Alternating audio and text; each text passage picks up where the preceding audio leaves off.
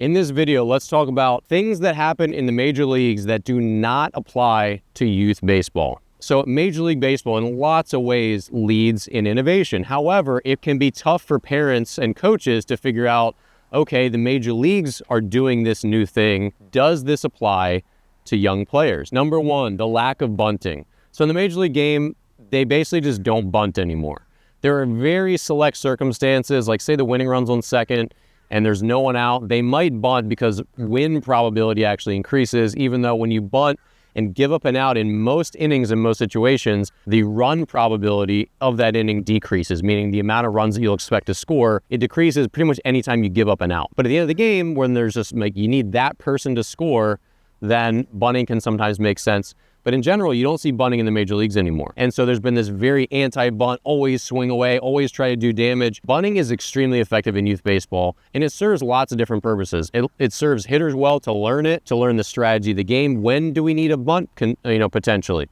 When can a bunt help us given our lineup? The other thing about lineups and bunting in youth sports are there are many more hitters who can just become completely overmatched. Where if you have little Johnny batting eighth who just cannot possibly catch up to this pitcher who's pitching, it might make a lot of sense to give him a shot at laying down a decent bunt and maybe beating it out. In the major leagues, everyone's competitive. It doesn't matter if Aroldis Chapman's on the mound. Everyone's going to be competitive, even with the most dominant pitchers. But in youth baseball, there's a much bigger continuum and sliding scale of how competitive hitters can be against really good pitching. So bunting can create chaos. We've all seen it. You make even a mediocre bunt, but the pitcher's nervous. He throws it away. It becomes a circus.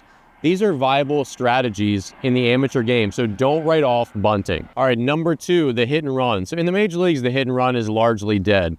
And there's a lot of good reasons for this. The hit and run is problematic. You hit a line drive, it's a guaranteed double play. The hitter doesn't put the ball in play. It's almost a guaranteed throw out at second base. They're probably not going to steal because you don't necessarily put a hit and run on with your fastest runners. You put it on with pretty much anyone. There's just a lot more confounding variables. You put the ball in the air, it has a potential for a double play pretty much no matter where it's hit. But in a hit and run, the runner on first takes off and steals, which means the second baseman for a right-handed hitter is going to go cover second base to get the throw, which vacates the whole side of the right side of the infield pretty much. So all the hitter has to do is hit a ground ball to the right side. They get a free base hit on a cheap ground ball, and the runner on first goes first to third pretty easily. That's the beauty of it. Now, in the major leagues, they just basically don't do this for a while, or they haven't been doing this for quite a long time. Because again, pitchers are so nasty. You throw a good slider, they whiff. The guy's going to be dead because catchers are super accurate. And if it's not the fastest guy on their team, he's going to be dead to right to second base. So it ends up costing teams an out when the upside is not that great. In the youth game, however, there's a lot more opportunities for hitters to put the ball in play. It gives lesser hitters a chance to do something really valuable for the team. So if you're 8 or 9 hole hitter who's not very good, can just put the ball in play, they do an amazing job. If you have a pitcher on the mound who just throws a good amount of strikes and isn't absolutely filthy, it can be relatively easy to hit a ground ball if that's what you need at that moment. There still has all the same problems of whiffing, hitting the ball in the air, etc. But in the youth game, it makes sense to teach players how to hit and run because it teaches them about the strategy of the game. It teaches them about all the different moving parts that are, the infielder movements, hitters doing a job, not just being selfish all the time. There's a lot of strategic, I think, brain power that's built by teaching kids some of these situations, and they can be incredibly demoralizing when they work. I've seen them work over and over and over, and it's demoralizing because a pitcher feels like he got a double play ball, and now it's first and third, it's a base hit. It's did that just really happen? It really sucks turning essentially a ground ball out into a really positive result for the hitting team. So it can be very demoralizing. It's a little easier to work in the amateur game than the pro game, and it's good for hitters to learn and players as a whole to learn about some of these moving pieces and the strategy of the game. Number 3, delayed steals. They don't delayed steal in the major leagues. You essentially never see it because everyone's just too good basically to get caught napping. If you don't know what a delayed steal is, it's when basically the runner on first base will not steal as soon as the pitcher goes home, but they'll take 2 big shuffles. They'll take their secondary lead and then they'll just take off after that. So the catcher doesn't hear he's going, which is what will happen. The first baseman will alert him right away. They'll yell. But since the first baseman gets ready to field, maybe they don't see him take off, and then no one realizes it, and then it's too late to throw the guy out. That's how a delayed steal works.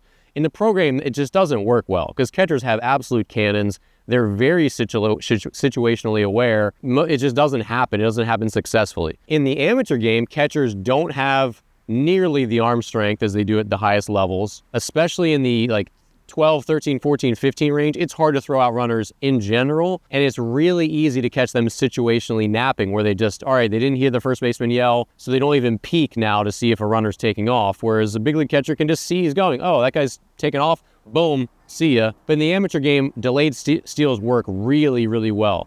I know coaches who use them religiously with tremendous success, and the other thing is the infielders have to know that it's happening too.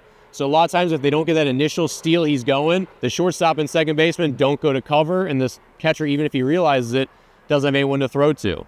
So at the amateur level, this can work really, really well, but you never see it in the majors. Number 3, extreme focus on spin rates and spin axis, all these other pitching metrics.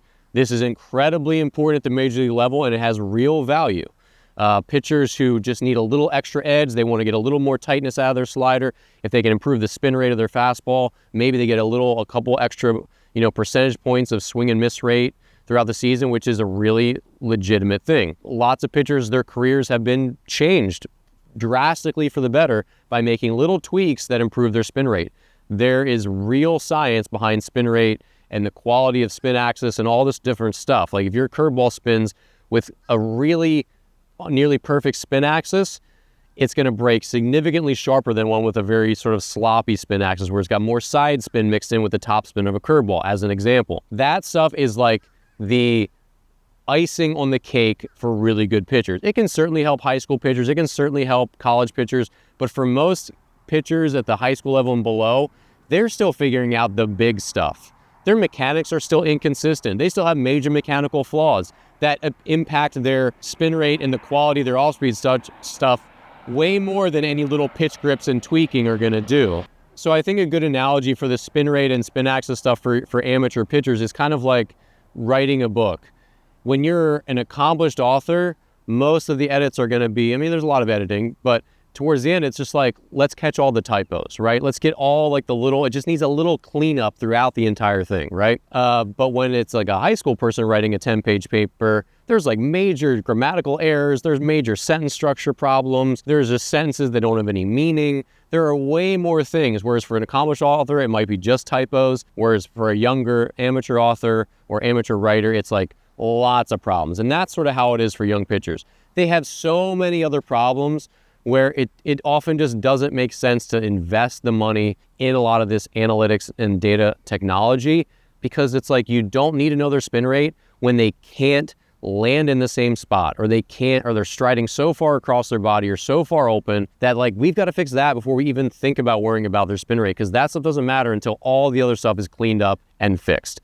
That's the good way to think about some of the technology, specifically for pitchers, and how it trickles down from major leagues into the amateur game. The next one, high launch angle swings and a focus on launch angle in general. I did a video about this.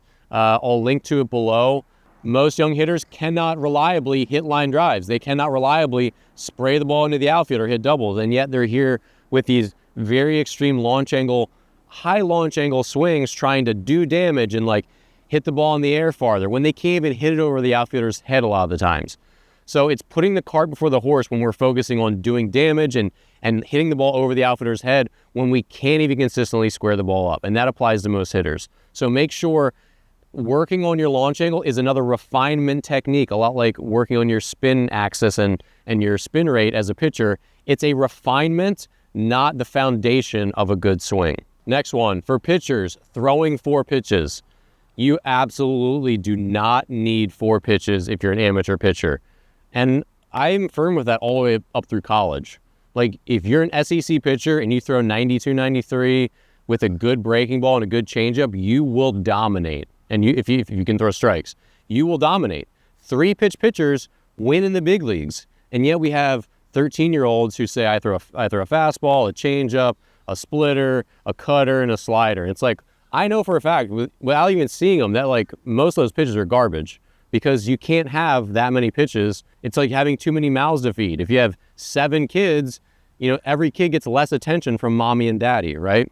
So you just have to understand that as a young pitcher, you should spend most of your time honing your fastball and your changeup, and then introduce a breaking ball at 14 or 15, and then you only have 3 mouths to feed. And if you have a nasty breaking ball and a good commanded fastball, you're going to dominate in amateur baseball. And then when you add in that third pitch, changeup, or, start with a changeup and then add a breaking ball, either way, you're going to dominate people. That's just how it is. Most, D1 pitching commits have a fastball. They have one really good secondary pitch, whether it's a curveball, a slider, or a changeup typically, and then they have an okay third pitch. So typical is like, all right, we got a high school pitcher who's 88 to 90, really nasty slider, pretty mediocre changeup. That's a D1 commit. So at the youth level, it is absolutely pitch quality over pitch quantity. And even if you're saying, well, my son doesn't throw that hard, or my daughter doesn't throw that hard, so she needs 4 pitches, he needs 4 pitches. Nope, doesn't matter. Cut one of the pitches, because I'm absolutely certain they're all mediocre. Cut one of them, cut 2 of them, focus on quality. Practice more with the changeup, practice more with the curveball, delete the slider, delete the cutter, which amateurs should never throw cutters, it's too hard. 2 pitches, 3 pitches tops. You never need 4. You certainly don't need 5. That's an absolute bedrock, foundational part of being a good pitcher as an amateur. Next one, ultra-defined roles. In high school, things, you start to figure out where you're best positionally, and also playing time is ultra competitive, so you might not get to play a bunch of different positions. They might not need you as a utility player. You might just be playing third. You might just be playing right. But as, at every level below high school, middle school, if you play junior high, or just all your travel seasons, kids do not just need to be playing only second base, or only center field, or only right field, or only whatever. They should be playing all different positions, learning the game from different perspectives. There's just different player movement, different responsibilities. You learn about the game in different ways. There's just a lot of different mental skills, like playing third base. You got to be kind of mentally tough, because they hit some absolute seeds at you there. If you only play second base, it's a lot more comfortable position. They don't hit the ball nearly as hard to second base. You have an extra 40 feet to react if you're playing at the infield at the edge of the cutout. So there's just players should be spread around as much as possible. Now, as a coach, you'll start to narrow it down more at probably 13U, whereas maybe kids play primarily outfield because they're really good at it and that's where they want to play, or kids play primarily infield, or they play primarily first base and outfield, or left side of the infield and maybe outfield, whereas 6, 7, 8, 9, 10, they might play every position, right? And that's a really good thing to figure out where they're best and to learn the game. So I'm certainly not suggesting that at 14U, every kid gets a chance to play shortstop, because they should not. At that point, you need to have a serviceable team. And if you have a terrible infielder playing shortstop, it really impacts your ability to win a baseball game. But there should be a very broad generalist view of positions at 12U and below. And at 13U to 15U, kids should start to narrow down a little bit, but should still be playing 2, 3, 4 different positions throughout the season. They should not be locked into just one. So that's a really bad coaching decision for kids' development, for everyone on the field. And then at high school, the high school coach is going to sort it out. They can do what they want to do. It's competitive baseball. You don't get to play all these different positions, or you might not get to get any playing time at all. That's a different level, and that is what it is. But below that, players need to be generalists, and they need to learn the game from different perspectives. All right, the last one that I want to cover here in Major League Baseball that doesn't really apply to amateur baseball is the sign stealing technology. Do you need a pitch comm to relay signs between your pitcher and your catcher? Do you need one of those football arm guards to relay signs back and forth? I mean, that's a little bit of a separate issue, because that's interpreting pitch calls from the coaches, and I do not think coaches should call pitches for their players. A topic for another time, and also a video that I'll link to below. But you absolutely don't need pitch comm technology for amateur baseball. You just don't. There's no one in center field with a camera stealing signs. If you hide the signs well as a catcher between your crotch and have a sign system, when there's a runner on second where they can see to the, into the catcher and they can see the signs, you just have a system all right, first sign after the 3, whatever, or, third sign. And then if you shake, it's the second sign. These systems aren't that hard. Yes, you can crack them, but it's just this has been going on for quite a long time. What happened in Major League Baseball was fundamentally different. They were using cameras from center field. They were using sophisticated cheating scams to make this a thing. And there's cameras on every aspect of the game now where it's much easier and they just want to be safe. So because careers are legitimately on the line, and what the Astros did, that pack of cheaters, to a lot of major league pitchers, some guys lost their careers getting beaten up because the hitters knew it was coming. And that was really, really terrible to play your whole life, get your chance in the major leagues as a pitcher, and then have this team cheating against you and stealing every single sign, knowing everything that you're throwing. That's a really big deal. That just isn't what's happening in the youth game. So we don't need pitch comm in almost any level of amateur baseball. In the SEC, in big-time college baseball, yeah, they might. That makes sense. You could have a fan out there with a set of binoculars, stealing signs for the home team potentially. That's the thing that can happen. But most of these amateur fields, there's no way to access center field realistically. And honestly, like a little gamesmanship of like trying to decode the signs, which players do from each dugout, it's kind of part of the fun of it. And it doesn't work that often, and it only works occasionally. And lots of times hitters don't even want to know when you have cracked the other team's signs. A lot of times they don't want to know because they're so afraid of it being wrong, and they just want to like go up there and like hit the way they know how to hit and not be in their head about, okay, I'm pretty sure a curveball is coming, but maybe it's not. Sometimes it's just easier to just go up there and hit the way you know how to hit. So hopefully today's video was helpful, or at least interesting. There's a lot of things in the Major League game that don't necessarily trickle down and are not necessarily relevant to the youth baseball game. And it's an important discussion because lots of parents and coaches, you're just not sure. And for me as a salty veteran who's considers a lot of this stuff, and I've had to grow with technology, and like I see the merit of a lot of these things, and it's tough figuring out where they apply and where they don't. The spin rate stuff, launch angle is another thing. Like when you tweak a hitter's swing to get a little more launch angle consistently, those are really nuanced conversations, and it's really on a hitter-to-hitter or a pitcher-to-pitcher basis. That's where good coaching is important, to decode a lot of this stuff and apply it properly to younger players. So I hope you enjoyed the video. Please subscribe if you haven't. Check out my books and courses in the description below, and I'll see you in the next video.